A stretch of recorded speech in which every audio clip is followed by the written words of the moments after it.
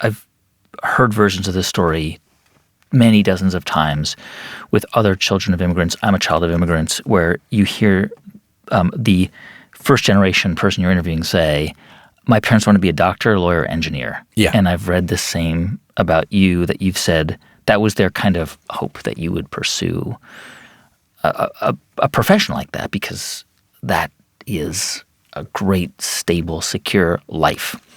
You did not pursue that. You went to study art at one of the best universities in the world. So how did they respond when you said, yeah, I think I want to study art? Yeah, I feel like, in fact, it might even be too mild to put it as it was a hope for them that I would be either an engineer, a lawyer, or a doctor. It was just sort of the only imaginable possibility. It was just sort of, which of these, there are only 3 doors. Which door are you going to go through?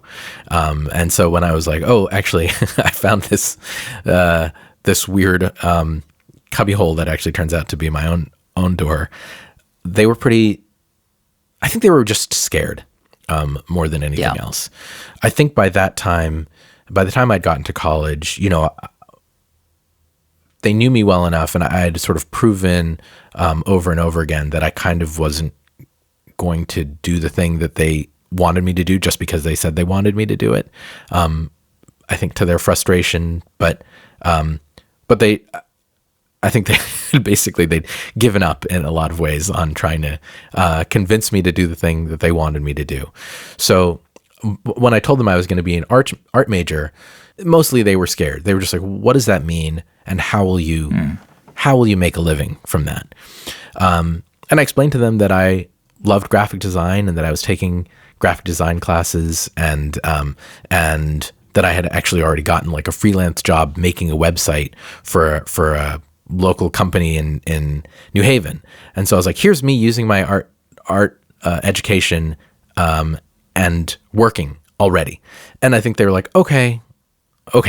Well, they understood that. They were like, okay, so it's something that you do with computers and you're making money. That's close enough to some kind of like software engineer or IT or something, right, that they could kind of swallow that pill and kind of muster on.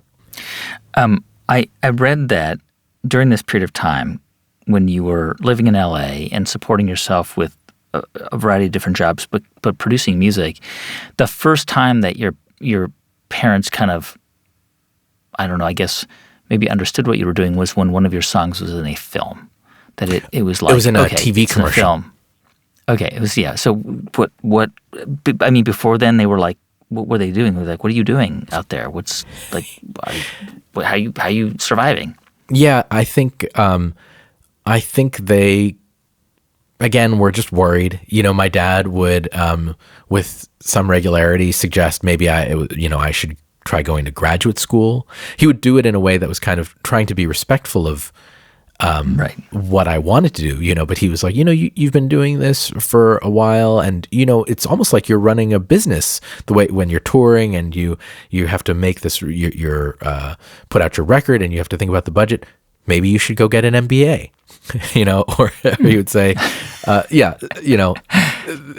he was trying to be nice, but I think they just wanted to nudge me towards some direction of something that felt concrete and legitimate to them. They would see, how much money I was making. And I remember, one of our family friends is an accountant, and he would help me do my taxes every year.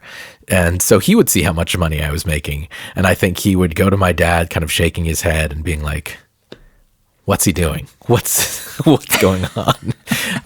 What is your Yale graduate son doing? Yes. I mean, of course, we know what eventually would happen with your career and all of your, success. But I wonder, during that time, how did you withstand that kind of pressure from family and others who were like, hey, you've all this potential. You could do whatever you want. You go work for a tech company. You could start your own tech company. You could go do, any of these things. How did you keep your focus on making music? And how are you able to say, no, this is really what I meant to be doing?